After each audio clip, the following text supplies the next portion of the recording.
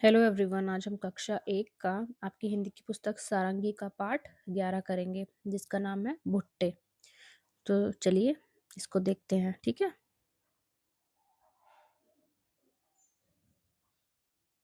नीना के नाना बाजार गए। ये देखिए, नाना जी बाजार जा रहे हैं ना। नाना खूब सारे भुट्टे लाए। और नाना जी बाजार से क्या लेकर आए हैं? भुट्टे लाए हैं। आप भी भुट्टे खाते होंगे ना। नाना ने नीना के लिए भुट्टे भुने। अब ये देखिए, नाना जी जो है नीना के लिए भुट्टे भून रहे हैं। देखो भुन के। आप भी खाते होंगे ऐसे भुट्टे। नीना ने जी भरकर भुट्टे खाए। और फिर नीना देखो कितने जी भर के भुट्टे खा रही है, कितने अच्छे से एंजॉय करते हुए भुट्टों को खा रही है, मजा लेते हुए। आप भी खाते होंगे। नीना की नानी ने भुट्टे उबाले। फिर ये देखिए, यहाँ पे नीना की जो नानी है, ये भुट्टे को उबाल रही है। देखो, यहाँ पे इन्होंने एक बर्तन ले लिया, उसमें पानी डाल दिया और उसमें भुट्टे डाल दिए। अभी इन्हें उबाल रही हैं। उबले हुए भुट्टे आपने भी खाए होंगे। नाना और नानी ने जी भरकर भुट्टे खाए। फिर नाना और नानी देखो अच्छे एंजॉय करते हुए कैसे भुट्टे खा रहे हैं दोनों। नीना ने फिर क्या किया? फिर आगे की कहानी आपको बतानी है। नीना ने फिर क्या किया?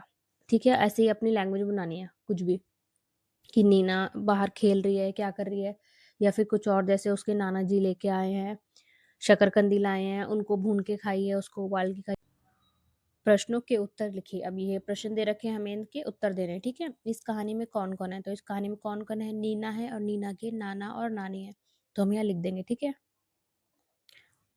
तो ये देखिए, यहाँ पे हमने लिख दिया है, नीना है, नाना है और नानी है। ठीक है। दूसरा प्रश्न है, नीना के नाना बाजार से क्या लाए? तो नीना के नाना बाजार से क्या लेकर आए थे? भुट्टे। ठीक है।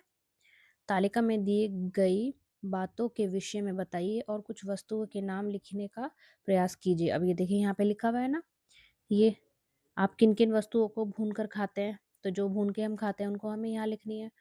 और किन किन वस्तुओं को हम उबाल के खाते हैं वो यहाँ लिखनी है। और जो तलकर खाते हैं वो यहाँ लिखनी है। जो कच्ची खाते हैं वो यहाँ लिखनी है। ठीक है। तो देखिए, हम यहाँ पे क्या खाते हैं भून भून भून के? भुट्टे, चने खाते होंगे आप भी। और आलू और मटर को हम उबाल के खाते हैं। आलू के पराठे खाते हैं उन्हें उबाल के, और मटर को भी उबाल के खाते हैं हम। और कौन सी सब्जियां तल के खाते हैं हम? कौन सी वस्तुएं, सॉरी। तो हम तली हुई क्या खाते हैं? पकौड़े और समोसे। और ये बोल रहा है कच्ची क्या खाते हैं हम? तो कच्चा केला खाते हैं और सेब खाते हैं, वो तो ऐसे ही खा लेते हैं। चलिए अब आगे देखते हैं। नीचे दी गई शब्दों में छोटे ऊ या बड़े ऊ की मात्रा लगाकर सही शब्द लिखिए। अब ये देखिए, यहाँ पे ये देखिए शब्द दे रखे हैं, अधूरे लिखे हुए हैं। जैसे ये गेहूं है, तो ये ढंग से लिखा हुआ भी नहीं है। तो हमें देखना है इसके नीचे छोटे ऊ की मात्रा लगेगी या बड़े ऊ की। ऐसे ही ये भालू है, इसको देखना है हमें। कुल्फी, भुट्टा, आलू और दूध, इनमें हमें देखना है छोटे ऊ की मात्रा लगेगी या बड़े ऊ की। ठीक है। तो गेहूं में लगेगी बड़े ऊ की मात्रा। ऐसे देखिए, यहाँ पे हमने लगा दी बड़े ऊ की मात्रा। ठीक है। अब है भालू। अब भालू में देखते हैं कौन सी मात्रा लगेगी। भालू में भी बड़े ओ की मात्रा लगेगी, तो ऐसे करके हम बड़े ओ की मात्रा लगा देंगे। ठीक है। अब ये कुल्फी। अब कुल्फी में देखते हैं कौन सी मात्रा लगेगी। कुल्फी में लगेगी छोटे ओ की मात्रा। अभी छोटे ओ की मात्रा देखिए ऐसे लगती है, ऐसे नीचे की तरफ, ऐसे घुमा के देखिए, ऐसे गोला बनाएंगे और ऐसे घुमा देंगे तो होगी छोटे ओ की मात्रा। तो कुल्फी में छोटे ओ की मात्रा लगती है। ठीक है। अब दूध। दूध में लगती है बड़े ओ की मात्रा, तो ऐसे करके और ऐसे। ठीक है। अब आलू। आलू में देखते हैं कौन सी मात्रा लगती है। आलू में भी देखिए लगती है बड़े ओ की मात्रा, तो ऐसे करके लगा देंगे। और भुट्टा में लगती है छोटे ओ की मात्रा, तो ऐसे करके लगा देंगे। ये हो गया भुट्टा।